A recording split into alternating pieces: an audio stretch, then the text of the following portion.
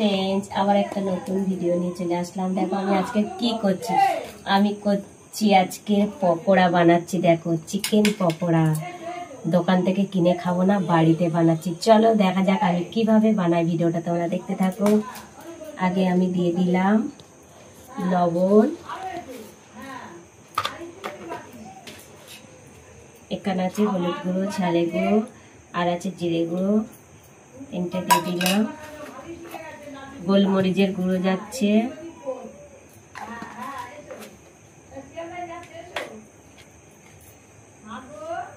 আদা রসুন অল্প করে দিলাম, কাঁচা লঙ্কা কুচি দিলাম, পেঁয়াজ কুচি দিলাম। ঘরে খাবো তো ওই জন্য স্পেশাল করে বানাচ্ছি। সব কিছু দিয়ে দিলাম। এবারে দিয়ে দিলাম এটা কি বলতো, কর্নফ্লাওয়ার।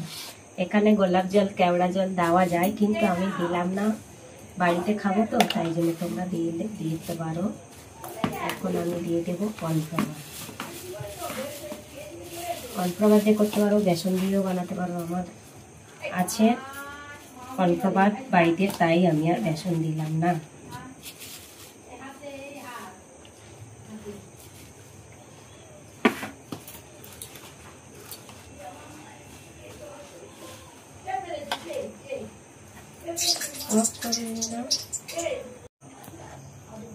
মাখানো রেডি হয়ে গেছে। দেখো কাটানো রেডি। চলো তেলটা বসিয়েছি, দেখছি গরম আছে, টাপাটাপ পকোড়া ভাজা শুরু হবে।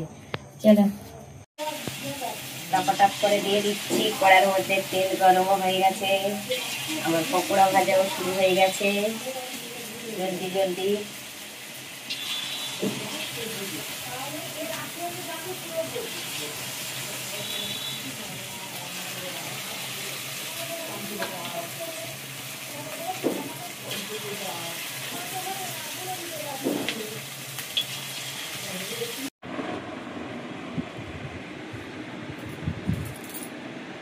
বর্মশাই গরম চা, চা পকোড়া, গরম চা আর চিকেন পকোড়া। ফুচকি চায়ের সঙ্গে চিকেন পকোড়া কম্বিনেশনটা খুব ভালো। চা খাবি? দেখি একবার খেয়ে দারুণ। হ্যাঁ পকোড়াটা খুব সুন্দর হয়েছে। গরম গরম চা তো জমে যাবে। বাস ওয়াও, ওয়েল হাতের পকোড়া আর চা। ফ্রেন্ডস দেখো পকোড়া বানাচ্ছিলাম, পকোড়া রেডি হয়ে গেছে, এখন খেতে শুরু করে দিয়েছি। তো কেমন হয়েছে অবশ্যই একটু বলো। আর আমার পুকি কি বলছে দেখো।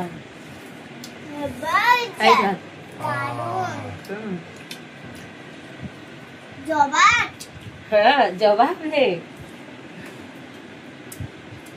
এটা